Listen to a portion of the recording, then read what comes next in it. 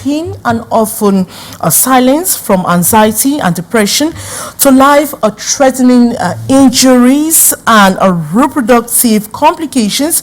The toll is devastating and far-reaching consequences. Today, we break that silence to expose the impact, amplify voices, survivor voices, and call for urgent action, because a society that ignores the health of its women is a society in a crisis. In today's edition of Women and Leadership on Canal International, we examine or look at the invisible wounds, the mental toll of gender-based violence. So right back just after the jingle.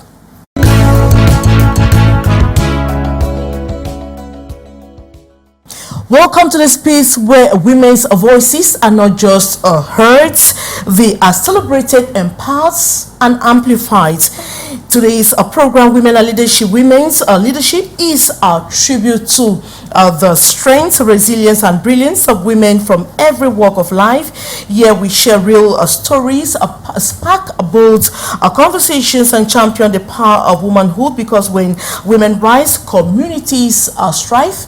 If you have missed any of our past editions, you just have to go to Canal, the YouTube page. You type Canal International, you type Women and Leadership, and you can watch all our past editions. And let the conversation begin just after the jingle.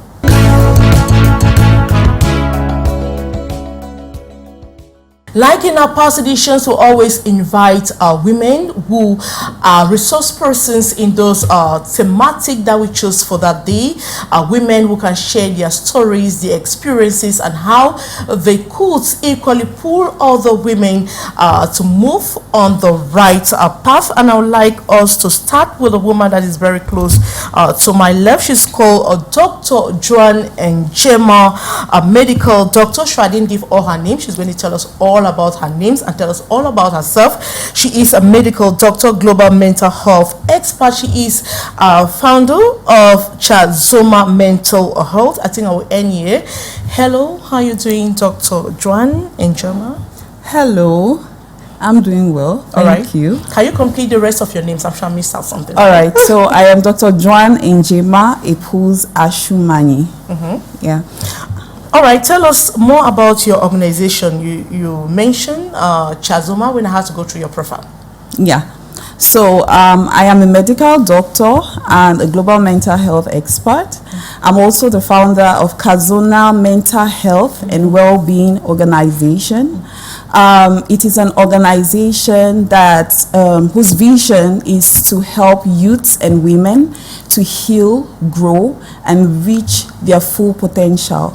By so doing, we create safe spaces for them to talk. People with lived experience come up to speak out, and then we accompany them through support, counsel, and therapy along the way. Meaning that you've observed that a lot of women and even younger children go through mental health, right? They have a problem already with their mental health, meaning it could come from conflicts in their homes and a lot more. But when I go through your profile, you equally a Commonwealth alumni. Can you tell us more about that? Yes, so I am one of those who benefited from the Commonwealth Shared Scholarship in the United Kingdom, where I studied a master's in global mental health, which was a joint program with King's College London and the London School of Hygiene and Tropical Medicine. I'm also an alumni of the Africa CDC Mental Health Leadership Program that took place in Ibadan, Nigeria. Means you are contributing globally to mental health in Africa. That's your goal, right? Exactly. And you have a laboratory here in Douala where you handle it with your husband, who is equally a medical doctor. Briefly, can you tell me about that? Okay, so I have a space which is also in the building of Beacon Pasteur, which is a laboratory that does normal workups, like normal tests, biological tests. We have referrals from different hospitals, and we have the Chazoma space where we receive patients or clients that come in with common mental health problems. All right, thank you so much. But you're here as an expert or resource person in mental health. That's what we're talking about. And it's so also close to my heart because mental health is related to gender-based violence. We are trying to relate the two because this is the week, this has been the month for talking on women, talking about associations, talking about gender-based violence in Cameroon and even across the world. And we equally have Chiamo or Seraphine Josso, right? Yes, you're welcome to the program. How do you feel being here? I feel great because it's one of those times where I know what I'm going to say somehow is going to touch, even if it's a single life out there, and that is where I really get my fulfillment. All right. So I'm really pleased. All right, you're welcome. Now, you're equally a medical health advocate, a biology feature and PhD public health candidate, founding director of Chalmo Health, Mental Health. Now, can you tell us about that? Yes, it's true. I'm a lived experience. That's the first thing I would say because I'm a biology teacher by profession for more than 15 years today. And my being into mental health is because of all the circumstances from a great loss of my biological father to adverse childhood experiences that led me to actually discover that there is something that the globe is not addressing, and that is why today I'm here. Gender-based violence as a stressor and mental health is our priority. Now, what have you been doing, your organization has been doing for women, especially in these 16 days of activism? Okay, so our organization, first of all, we target women and young people, managing mental health and stress management in women and young people. So this 16 days activism is one of those that we use to touch the global population, our communities, and we have had to organize a GBV campaign in Lebialem division, that's the southwest region of Cameroon, which we know that's your base. A humanitarian setting. Yes, that is where we are headquartered. It's a humanitarian setting, and I think today we are going to elaborate on some of those things that are very peculiar to crisis or conflict settings. So we're organizing a campaign, and we are also doing media campaign like what we are doing here today. We've also participated in other platforms. All right, thank you so much. We'll be talking about you, and we're talking about gender-based violence, 16 days of activism that ends on December 3rd, and we're talking about relating it to mental health and telling women how they can handle their mental health. Now, equally have a third guest with us here in the studio. She's called Rose Agbo Sanjo Egbe. She is a human trafficker, survival activist, and the founder, executive director of the Fund for Women in Development's survival-led organization advancing the rights, healing, and leadership of women and girls in Cameroon, drawing from her own life experience of being trafficked to Kuwait in 2025. I think she has something very huge here when it has to do with her profile, but I want you to tell us how you feel being here today first. Hello, Maureen. I feel great.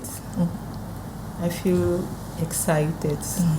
It feels good to always, share experiences and learn best practices on how to tackle gender-based violence and human trafficking as a whole. All right, you're from the southwest region. Yeah, you had to drive from there right up to Douala just for this program. Yeah. And this is the first time I'm inviting you here. And I want to thank you for taking the risk to be here because I know it's not easy moving from one town to another. But tell us a little bit about your organization. Okay, Fund for Women in Development is a women-led / survival-led organization. That was formed in 2018 after my ordeal from human trafficking in 2015. So considering everything that I went through and previous childhood trauma, growing up in a family of girls, we faced a lot of trauma owing to the fact that we were girls and we had to fight our way through life. So we experienced GBV firsthand. And so growing up, I had always had the idea of becoming a philanthropist. Now, what type of trauma? Maybe you can tell us before you get into being a okay, I would say the trauma of denial of resources owing to the fact that we were girls. There were a lot of limitations around my siblings and I. Oh, they are girls, so they will become useless. They can't exceed some level of education. You know, we had that stereotype that because we were girls, we were bound to be useless. So I would say to an extent, denial of resources. All right. Thank you so much. And I want us to watch this story first, put together by reporter Lato Cynthia. She's painting a picture of gender-based violence, relating it to mental health, bringing out statistics and to what extent it affects women, not only in Cameroon, but in Africa as a whole. Let's watch it right back just after the jingle.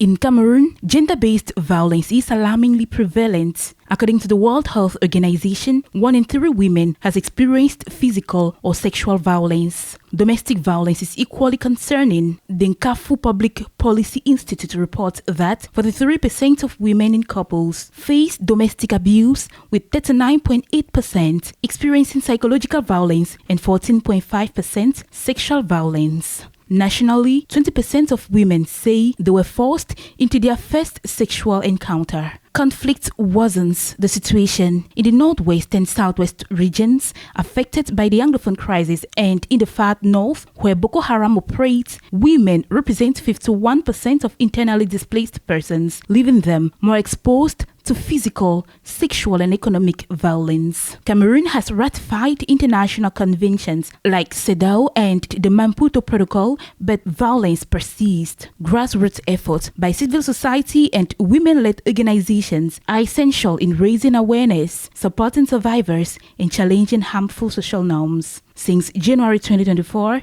dozens of feminicides have been reported nationwide, mostly by intimate partners. Experts stress that investing in local capacity and survivor-centered services is key to reducing gender-based violence in the long term. Advocates say preventing gender-based violence requires both legal enforcement and community action. Women's group continue to call for stronger protection and justice for survivors across the country.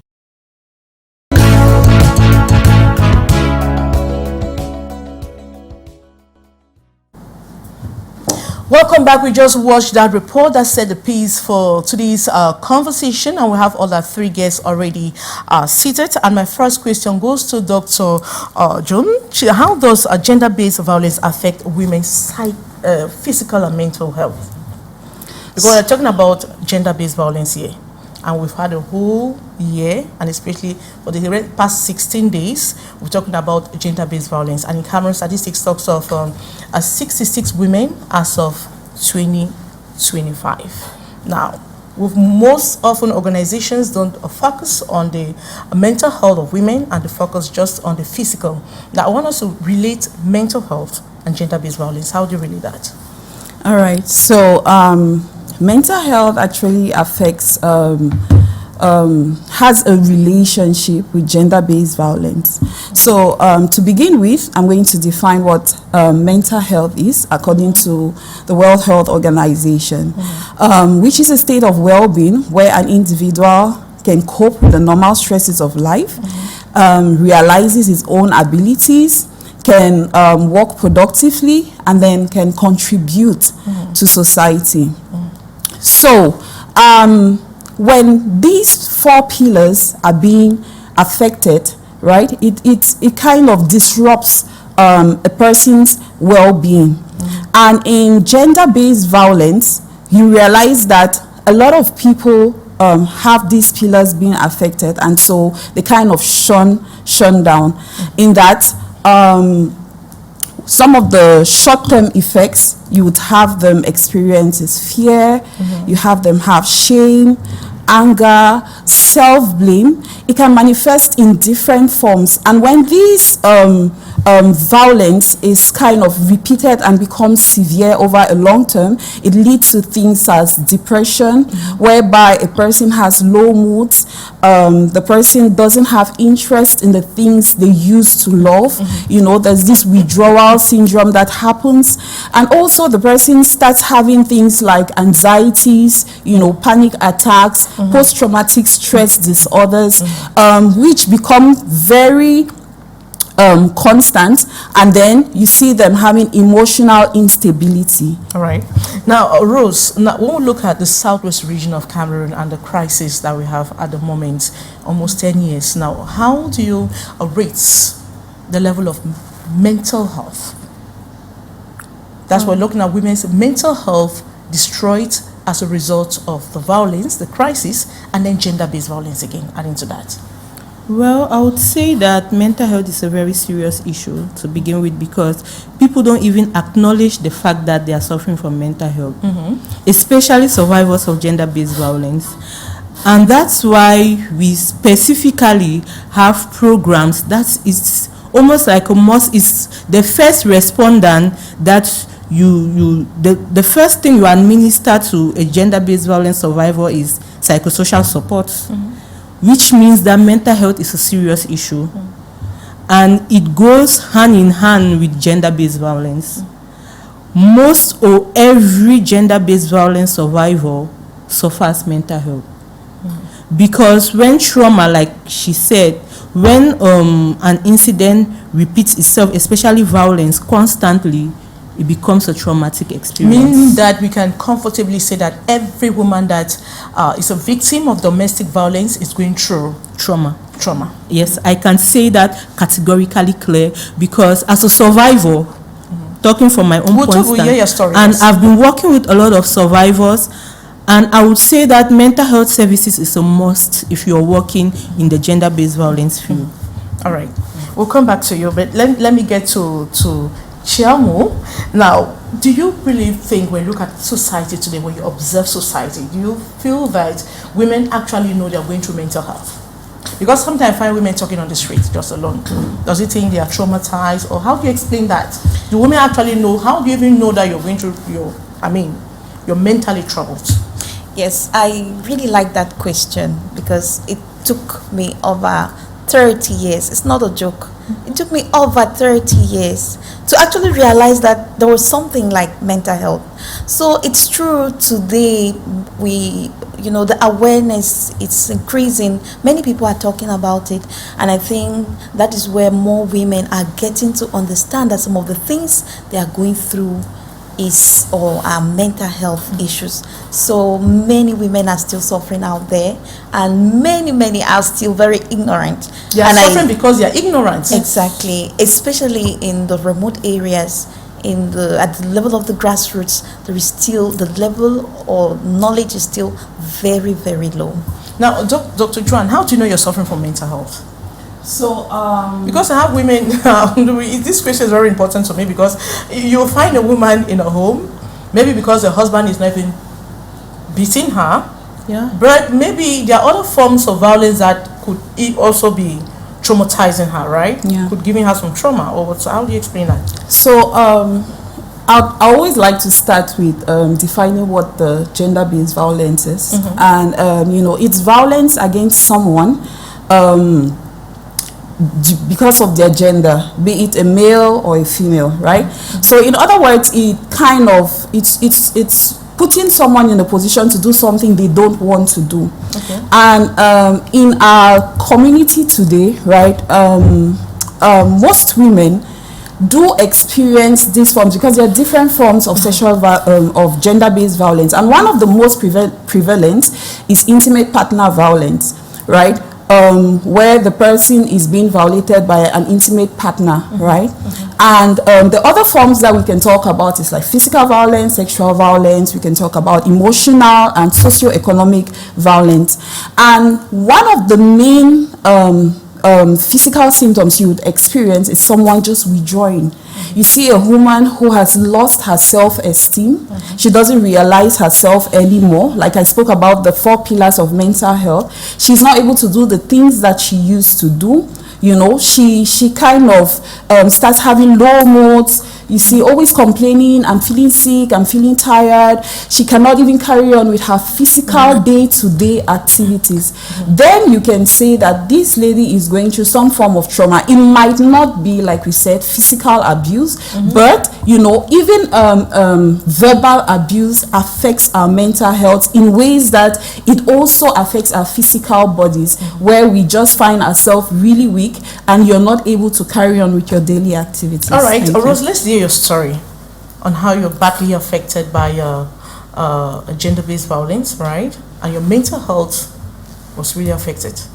Okay, in 2015, so let me keep aside the child trauma. In 2015, I was trafficked to Kuwait by my cousin, under the guise of going for a teaching job, which turned out to be a domestic servitude job, which was later on moved to the level of sexual abuse. So I faced a lot of difficulties. Like, I attempted suicide 3 times while I was with my traffickers, because the way that life hit me was so hard. Living from home where I had freedom to move the way I wanted, you know, I could sleep and wake up at any time, but there I slept at 4 a.m. every day and I was up by 5 a.m. That means some days I could sleep for 1 hour, other days I could sleep, the maximum that I ever slept in Kuwait was 3 hours a day. I would work for like 21 hours a day, non-stop. Okay. And it did not just end there. I did not have freedom. I stayed in one house for 3 months without going out.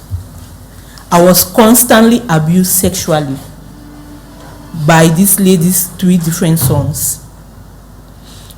And so many times I felt like I was so unworthy of even coming back home. I felt like it was okay for me to just take my life because there was no more push. Like she said, I did not find, like, everything that I believed in, I had lost power of it. I had lost control of my freedom. I had lost control of my physical being. I had lost control of being a woman. And I felt like, okay, you know what? I just want to end it. But like they will always say, if you're a Christian, there is one word that lives rent-free in my head, that there is always light at the end of the tunnel. All right. And I kept on praying. As a believer, that was the only thing that kept me going. Whenever I felt like giving up. And but did you go through any cycle? Yes, when I came back home, I locked myself up for like 6 months.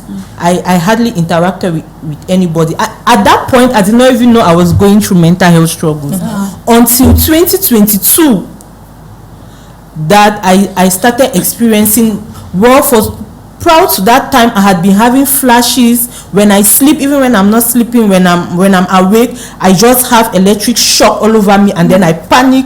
I have anxiety. I did not know what was happening. Until 2022, I came in contact with a therapist that was referred to me by a partner organization in the US. And when she looked at me, a first glance at me, she told me, Rose, your mental health is messed up. Without even talking to me, just looking at me eye to eye, she said, this girl is real messed up. And you had the opportunity to be a therapist. We have a lot of women out there who don't know where to go to. Do they even know if they are mentally troubled? Do they even know how to even identify if they are that's why I say I even find some women moving on the streets and they're just talking alone. You find them talk The and they thing stop. is, they don't even know what their problem is. And they don't know what they are going even through. Can we hear your own story? Choma, do you have a similar story like hers? I would say a stressor, and that stressor was a loss at a very early age. My biological father because that is actually the initiation point of my life that I was living unknowingly, ignorantly. So that is really one of the things we have to pay attention on as far as mental health is concerned. You go through some of those things without knowing. So as a young child, my father wasn't a poor man in the 90s. So we used to also live like rich children. It was a philanthropist, helping everyone, sending them to best schools. But suddenly, we lost him from presumably. And that was the end of life, right? You started giving up? And that is where, relocating, struggles with school fees. And the worst part of it is when my elder brother fell sick. At first it was like cerebral malaria, later on, or it's with time, it was the stigmatized madness. That stigma is there. It was attached to the family and everything. Exactly, the disabilities that come with it, the poverty. At a tender age, seeing your elder brother moving and doing things and being in chains, because we finally relocated to traditional practitioners. So all of that, it was so traumatizing. And in such circumstances, you have a few people who will actually stand by you and support you. Meanwhile, others will consider you like nothing, But those people who support you, who actually care for the vulnerable, they are that boost, and I know they are the reasons why I am still where I am today, because I even had to contemplate suicide at one moment. So since I was a biologist, I think that is where I had the advantage, because I could understand the physiology of stress, and I started talking to people, but I didn't go public. You lost your self-esteem, you lost that courage, and But at that level, thank God you had people that could support you. And then a woman who does not have anyone to support and she's going through that, what should she do? A woman who faces such and doesn't have someone to, it's first to identify. Where do you run to? How do you identify even the red flags, and where do you run to? So without necessarily identifying the red flags, which is really very difficult for some people, because if you're coming from a society like ours where everything is being normalized, like you should submit to your husband, it's okay, you can go through it, or maybe when you go to meet a religious leader and they are telling you that this is probably temptation from the devil, you can overcome it through prayer and fasting. Most of them just shy away, and they just lock up. But again, for someone who is not able to identify these red flags, what you can do is to talk to someone that you look up to, who is probably trustworthy, who can be a safe space for you. It must not be someone who is an expert in what they are doing, because the first healing begins from understanding that you're going through something. You realize that there is a problem, and then you seek for solution by meeting someone. The person must not be an expert, just to listen to you, because in the moment where you're talking, you're also getting insights on how to heal by yourself, because therapy is not just about getting counsel from a therapist, but it's also just about you expressing yourself and saying, this is what's happening, and then it gives you space to kind of think through your problem. But why is it happening to me? How can I come out? And that's how the healing begins, from just finding a safe space to whom you can talk to. It can be a family member. And the most difficult problem is identifying the red flags, right? Yeah. All right. Add to that, relating to gender-based violence, all those adverse childhood experiences, your self-esteem lowers, and there are so many other things that happen in the course of your life, the kind of decisions you take, and it has repercussions. So there will come a time where you experience all the sleeplessness, the suicidal thoughts, your whole body, like shuts down. You said, the mental and the physical aspect, you really feel those things going on in your body. And one of those breakthrough points in my life was when I started speaking out. I started sharing with the persons I trust. And today, I bet you it's one of the best things. If I'm going through my low moments, I just identify those people I feel comfortable, I trust, and I just share with it. Just sharing. It really lowers because all a the lot of women emotions. who don't know how to even say it. Rose, add something. Okay. With respect to the red flags, right? That's why in Kazona we also do online mental health awareness. We don't just do on-site, we also do online. We've been to schools, we've collaborated with schools and organization, corporate services, where we do our mental health awareness. And in one of the things I realized was that when I do like the online campaigns and talk about mental health, the signs of depressions and anxieties, a lot of people, even some of my doctor colleagues, reach out to me and be like, hey, I didn't know I was actually having a mental health problem. And you see that it's not just about the layman, even the professionals do undergo. They go through. And people probably don't even know that they are just those very common symptoms like stress, burnout, depression, and those little things that we kind of neglect and think that no, it's supposed to be part of life. You understand? That are weighing us down. Whereas if we are able to be able to identify them, even through these campaigns we do in other organizations, people will kind of identify and then speak out to know that, oh, there's something wrong with me. All right, Rose, I want us to go, let's touch those bayam-selams. Let's touch that rural woman, that woman on the street that will not understand that big language. She wants just concrete examples. Give us some concrete examples. We're talking about the red flags. How do you know you're troubled? That I'm not fine. You can start looking for solutions. Well, I would say that, like she said, the first thing is when you are not able to tell anybody, or when you don't feel safe or comfortable telling someone about how you really feel, that's a problem. Yeah. That shows that there is some level of insecurity. You're going through something that you can't say, and it's a big problem. Yeah. You can't trust people, it's a big problem. So I would say that first instinct, that why is it that I'm not able to share what I'm going through with somebody? Yeah. It's a call for concern. Secondly, if you are this person that is agile, you are always happy, you are a jovial person, and all of a sudden you start losing interest in those things that make you happy. You are a bayam-selam woman, and you don't just feel like going to the market anymore. Yeah. Okay. If you're in the market and any little joke, because I know these women, they can take one hell of a joke. You are just moody. Yes, and somebody says, "Mami Planty, how you fresh today?" So it's a problem. Yeah. Constantly. That's something to be worried about. But now, how can we handle it as women? Is there a way to handle? Yes, there is a way to handle, because I say I'm a lived experience. So some of the things that were happening, just taking your bath becomes a problem. Just brushing your teeth becomes a problem, and staying in bed. You just lie in bed. You don't even want the day to break. You don't want to go out.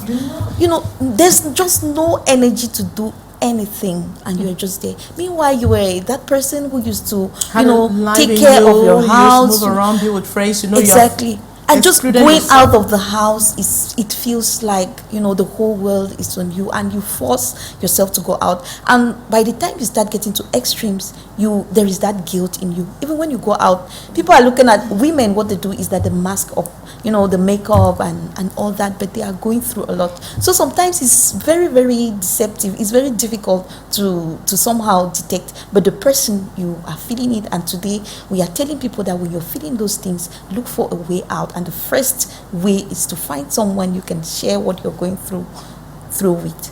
So, all right, Dr. Joan, is there a way out for women? Is there a solution? What should you do, a woman, if you're going through your mental health is somehow touched or affected? So yeah, the first way out, like I mentioned earlier, is first to realize that you have a problem. The second thing is to find someone with whom you can share that this is what you're going through. After sharing, you can be able to identify even a therapist, But the woman will tell you how she can even pay a therapist to see, maybe it's expensive. Yeah, of course it's expensive, but there are also... we need to come to that, yeah. Yeah, we do have non-governmental organizations that offer free services as well. All right, we'll come to your organization. Like my organization, okay. Let me not cut you short. Like my organization, what we do, we are not mental health specialists, but at least when you talk to us, we give you PSS, which is psychosocial support. From there, we can identify if it's a mental health problem. We refer to a mental health organization, and then we foot the bills. All right. So there are a lot of services out there. Is there a point where, when we look at Cameroon today, do we have services that the Ministry of Public Health or the government can offer or treat such cases? Yeah, so at the level of the Ministry of Health, recently they had a collaboration with a private organization, collaborating with Hôpital Jameau, where they run, they kind of attend to people with common mental health problems it's going to run for like a year. And then we also have Minsade that has a hotline, 1510, where they have teleoperators that have been trained in basic psychosocial aid to respond to people with gender-based violence. And then if they are not denouncing, would they be able to go to the hotlines and say it there? Sorry? If the women cannot even denounce to the next neighbor or say it to their friend, is it going to the hotline? That is a solution. Yeah, there? because I think people would prefer going to a hotline, because the people, you cannot see the person who is talking at the back, right? But because you need the support at that time, you need counsel, you need help at the time, and so the person you're calling does not know who you are, because you don't want to be identified. The reason why people don't go to others is because of shame, fear, confidentiality, and all of those insecurities. Especially right? confidentiality. Yeah, because of all those insecurities. So they'll prefer to call a hotline, ask the questions. I'll talk of an example I received some weeks back, where someone reached out to me on my social media platform, right? And she was at the verge of committing suicide. Right? She was at the verge of committing suicide, and she didn't want any other person to know that this is what she's going through. So she got to me, who is like the person who is not in her cycle or someone unknown to her, to share her challenge. And by so doing, I offered free therapy to her. I did some sessions with her, and now she's alive and safe, and she's recovered from her trauma. But again, I was just wondering, like, if it was someone close to me, will she want to come openly to tell me, oh, I'm about to commit suicide because of these and these, you know? So sometimes you can create the safe space, but also because of the stigma that is around, you know, gender-based violence and mental health, people would want to look for people who are further, you know, whom they don't know, who does not know them, to talk to. And yeah, so they'll prefer that compared to someone they can relate with and share their problems. And Rose, do you think the stigma can actually push women to commit suicide? Yes, that's what pushes people into suicide, stigmatization. I would say that our communities, our family, friends, loved ones, we need to understand that mental health issues are real. And people need to stop stigmatizing or normalizing mental health issues, because that's what causes suicide. Because the moment I come out and I tell you I'm going through this, and the next thing you do is the blame game. Oh, but why were you putting on a short skirt? Why did you go there? Why did you go out late? That's why you were raped. It's your fault. And the next thing, you start living with that guilt of saying, okay, it's my fault, so I should just end it. And that's it. And it's a very big problem. And suicide is something that comes in a split, and before you know it, you're committed. All right, add something. Yes, I want to add that Chamo Mental Health Authority really wants to stop gender-based violence before it starts. That's why our approach is a preventive one. The public health, the human rights, the multi-sectoral, and the multi-stakeholder perspective. So that is how we are addressing it. So to just go quickly about how women can come out of it, you know, the responses to the health professionals or to the health system, you know, as far as the health system is concerned, those are some of the immediate responses that a woman can use to, you know, absorb the shock at that moment. But once you identify the cause, you know, by probably self-examining and sharing with others, you have to try to take measures as far as the root cause of what you're going through. What type of measures? Yes, like today we know that it's being, you know, said that majority of gender-based violence cases is as a result of, poverty.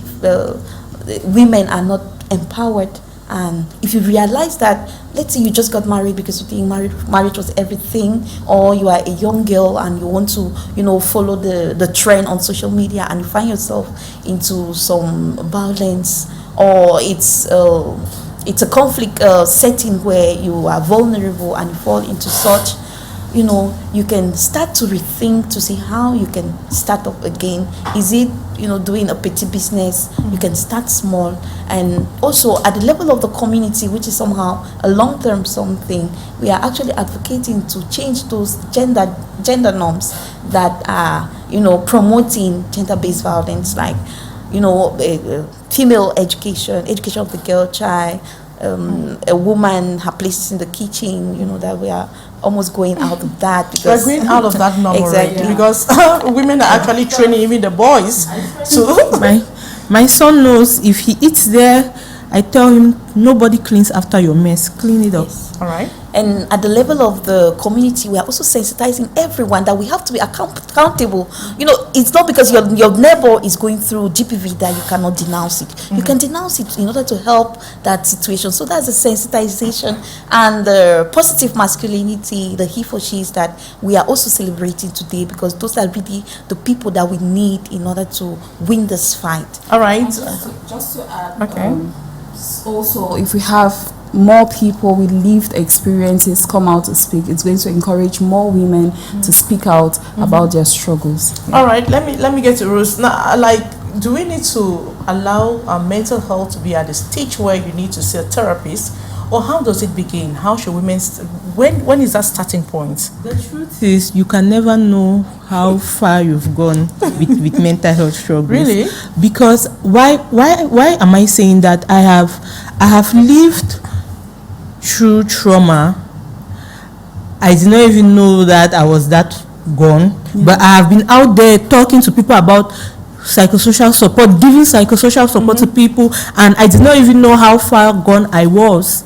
Okay, I went through therapy from 2022 to 2024, and then I was kidnapped in Nigeria, and I went from almost 70% healing to 0. I went back, like from January to, I think I just started going out this December. I was always wanting to be locked up in my house, but I am an activist.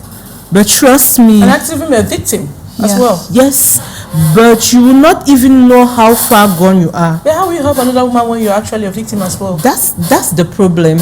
Last year I had a 5 days program with women human rights defenders on mental health. What we did was we brought in these women human rights defenders, and we had therapy sessions with them. We brought in a trained therapist. We had therapy sessions with them. We talked to them about stress management, trauma-informed care. You'll be shocked to know how traumatized these women human rights defenders are, because we spend a lot of our time talking to other people, making sure that every other person is okay, but we ourselves, we go through a lot of burnouts. We go to, just listening to a lot of traumatic experiences traumatizes you. All right. Dr. John, can you react to that? Yes. And how does it begin? How do you start identifying at that early stage? So that we don't get at the stage where we need to see a therapist. I would say that if you start sleeping for too long, it's a problem. So, for example, at Kazona, we don't just assume that people are going through mental health problems. So if we identify a community we want to work with, be it a school, be it a church, be it a group of women, what we do is we go to those people first. We do a prior survey. We send them forms, we identify, we ask them questions based on their needs, like, what are you going through? What are the challenges you're facing? And then they feel it. From that survey, we are able to develop interventions that meet their needs. Because generally, like we would say that mental health is a thing, but you know, you've heard also of the social determinants of mental health, like finances that can cause mental health problems, living in bad environment or conflict related places, or living even in bad houses, right? Or not having access to school. All of these contribute to mental health problems.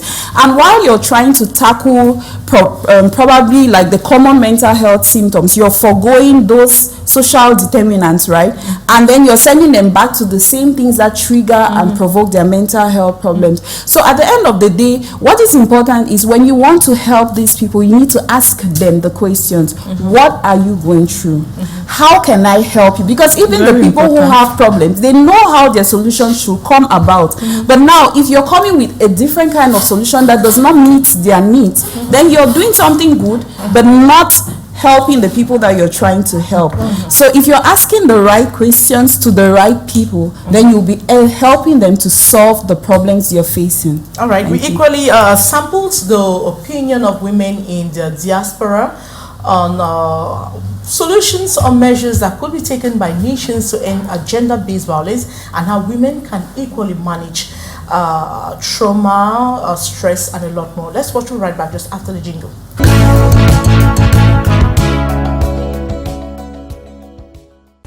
Nations should look at the legal system, the laws that governs gender-based violence, the criminal justice system that support that laws, and then also to ensure that adequate training is given to the people that is governing that particular part of the legal side of things and policy. It is important that when we write policies as nations, that we look at the data on the ground before we finalize it. Secondly, prevention and education. Perpetrators, or in most cases which are men, should become allies. They are part of the solution and not part of the problem. And for me, what is important is that we should have in the schools, in our education sector, there should be a built-in module that always look at the inclusivity, the rights, how to treat people,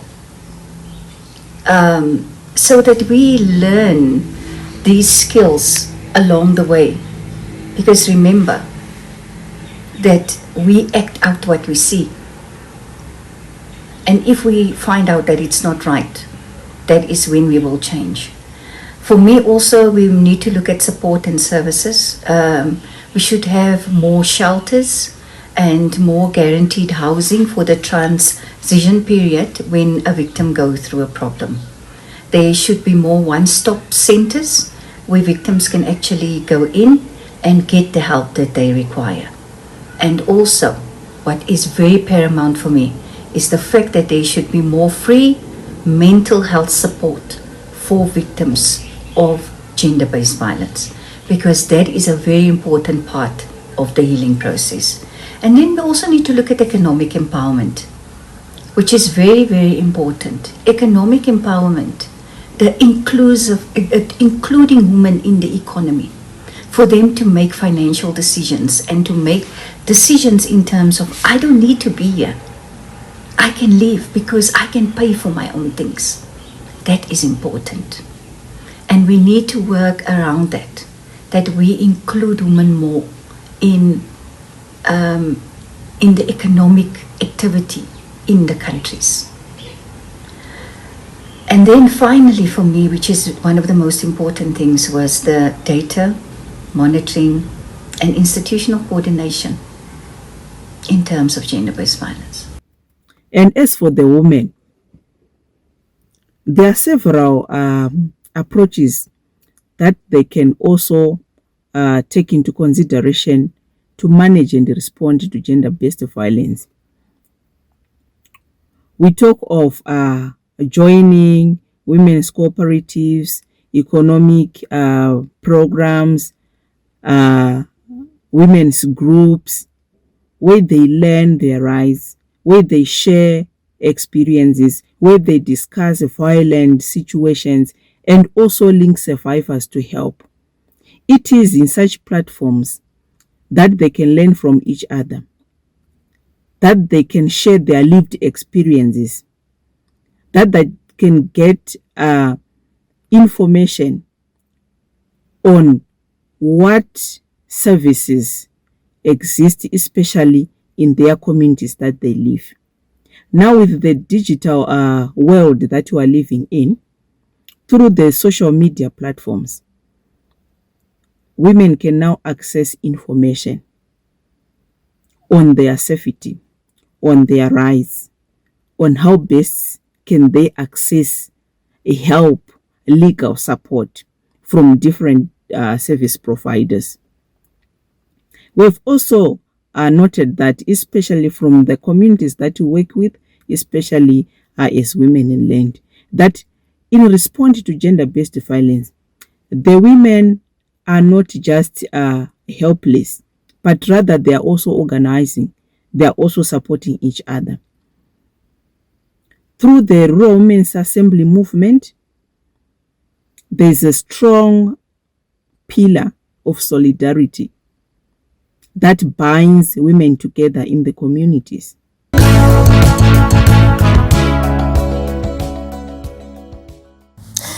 Welcome back. We are talking about gender-based violence, and we are associating it to mental health. How can women actually manage their mental health after going through a gender-based violence? That's what we are talking about here today. And I want to get to Chaimu. But now, stress. That's one of the things that affects women's mental health. How do you know you're stressed out? If I get to Doc. Okay. As a biologist and a physiologist, you know, when anything that can affect your emotions, because we have a brain, we are human beings, and we are sensitive to our environment, whatsoever thing is happening. So the way you perceive it, your brain interprets it, and there is this fright system, you know, that is set in place depending on whatsoever thing is stressing you.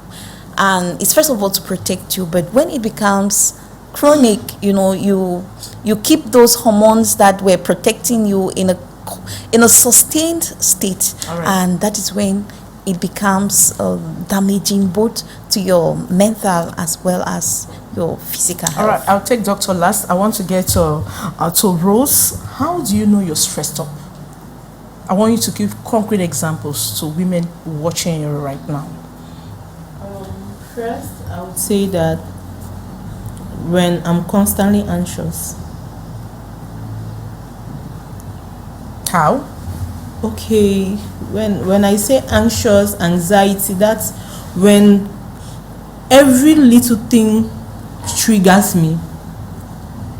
When I'm easily triggered. Like if you say, hey Rose, you look beautiful, I'm angry. You're stressed up. That means I'm stressed. Even in like those who work with me, my staffs, they know the moment I get into the office and they greet me, good morning ma, and I just pass, they know that day is a bad day, and so everybody's on their guard. So the moment that every little thing, even a common salutation, annoys me, that means my stress level is. So what are the red flags? I would say that not being able to interact with people. The moment I start feeling withdrawn, it's a problem. All right, let me get to that. At least I would say that because I know this because I've gone through therapy, I've read books, I've done research. But for the lay people, the lay women, so I would also like to hear. Yes. No, I want Doc to tell us about the red flags, and then equally tell us how women can manage their stress so that they are not mentally touched. Okay. So I would start by saying that stress is it's a normal way of life, right? So everyone goes through stress. Yes, it's normal. It's normal to go through stress. Now, There's some stress. Like right now, I'm stressed up, doc. Yes. I'm stressed up. So now, when it becomes bad stress, when you're not able to cope any longer. Oh, okay. There's good stress. Yes, there is. exactly. Yeah. So it becomes bad stress when you're no longer able to cope, right? The things, and another thing I need to mention here when it comes to stress is it's person dependent. So what will stress you might be very normal to me, right? Yeah. And what will stress her might stress me even more, right? And so we should be able to be tolerant and compassionate when we're hearing about people's stresses. So you first of all have to judge them. and don't judge them. Yes, normalize you need to understand that it's okay to be stressed, but if it's stressing you in that manner when you're not able, then you should be able to pay attention to the person's details, like what is really the problem, how can I help you, be that safe space for people to kind of And what's the red relate to. flag? What are the things you should watch out for? So some of the things, stress actually affects even your physical health. And one of the things you can start seeing is probably constant headaches at the level of your brain, at the level of your lungs or heart. You start having things like palpitations. At the level of your body, you can start feeling weak. And even at the level of your digestive system, you find yourself having like stress diarrheas and all of that, constant urination. So it's important to be able to identify these things. When you start seeing them, you're like, oh no, I've already crossed a certain level of stress, and I'm at this level, I need help. And how do we manage it as a woman? You want to come in before doc? Okay. Yeah, just to quickly add that we know we are in a malaria endemic region. So the moment you start falling sick all the time, check out on your stress. Check out on what you have been through in the past days. Okay. I also want to add physical hygiene. That's the most common that people don't even know. You get up in the morning as a woman and you don't just feel like taking your bath. You stay from morning till night. You claim you're busy, but you don't just want to look good. You don't want to smell nice. Like you feel burdened even just doing a normal toilet. You are stressed up. How do we manage it, doc? Very simple, basic. Tell us. So basically, there are some exercises you can do when you feel That's my stressed. best. That's my best. You know, there are breathing exercises where you can take a deep breath, you close your eyes and you breathe out. You know, you can do that for like 10 to 15 seconds, you take a break and do it again. Those things help to relax your mind and your body. And when you do it, it's not relaxing, what do? You just need to see a doctor, right? Yes, when you see that you're able to do some of, If you're taking a walk and you keep thinking. So there are different measures you can use. So either you're taking a walk, either you're journaling, which is one of the things I do in most of my therapy sessions, and it has helped all my clients. Like there's no one who has not been happy doing those journaling things, because I give you assignments, because most times you've lost your self-esteem, and so you need to regain, you need to know who you are again. And so I give you the liberty to think through those things. What do you want to achieve? Who are you? What do you like about yourself? And then while you're writing it down, and in every session we are able to talk more, you're developing, interest in yourself, and you're relaxing all the more. You see that from the first session to the second and third, there's this change that has happened over time. So aside the breathing exercises, the journaling, the walking, which is very therapeutic as well, and relaxing. But in Cameroon, for example, our roads are really bad and traumatizing sometimes, because you're struggling on the streets with the bike men and all of that. But if you can do it around your house, it's going around to your neighborhood, or just look for someone and chat with. All right. Now tell us what you organize. You want to add something before I ask another question? I also wanted to add something. In regards to journaling, right? That's something that really helped me back then in Kuwait, because every single day I will write about everything that I had been through. Then I will reassure myself that you can do this. It helped me a lot, and it was from that journal that I was able to come up with the book. I don't know if Marita mentioned I wrote a book about it's a memoir about my trafficking experience. It was from that journal that I was able to gather back all like first hand of everything that I went through. So I would say journaling is a very conscious way of tackling stress. Yes, just to quickly say that identification of the source of your problems is the first thing, and we have to be patient, and we take little steps in working to resolve that. Is it going back to school? Is it learning a petite trade? Starting with what you have.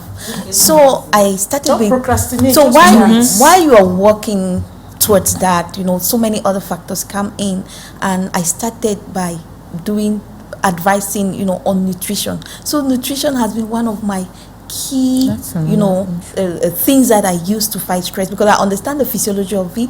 You need proper nutrition, easy fruits, in order to counteract all those we call them you know, reactive substances, could be oxidative stress. You have to counteract that with the nutritive food you take.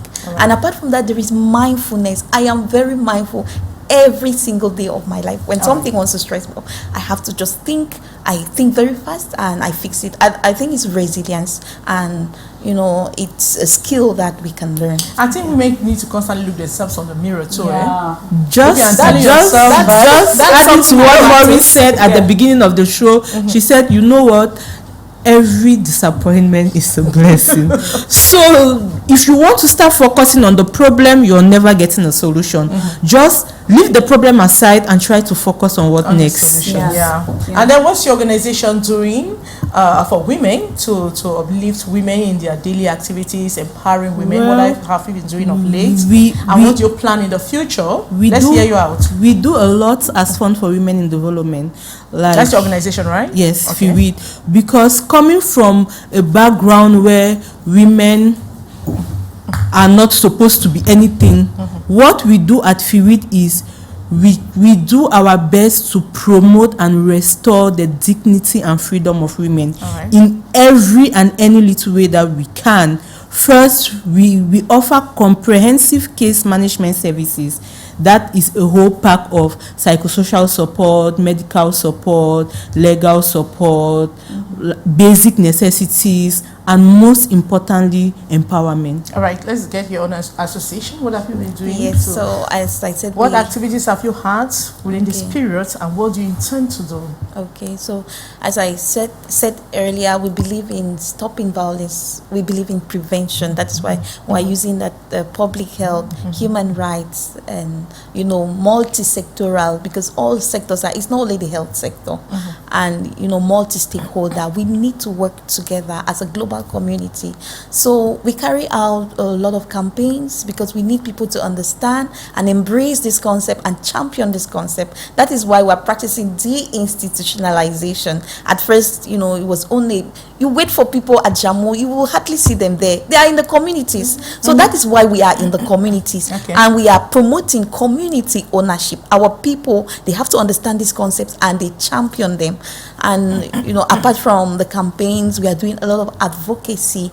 That is why, like, please, that what's the name of the organization again? Chairmo Mental Health Our Priority.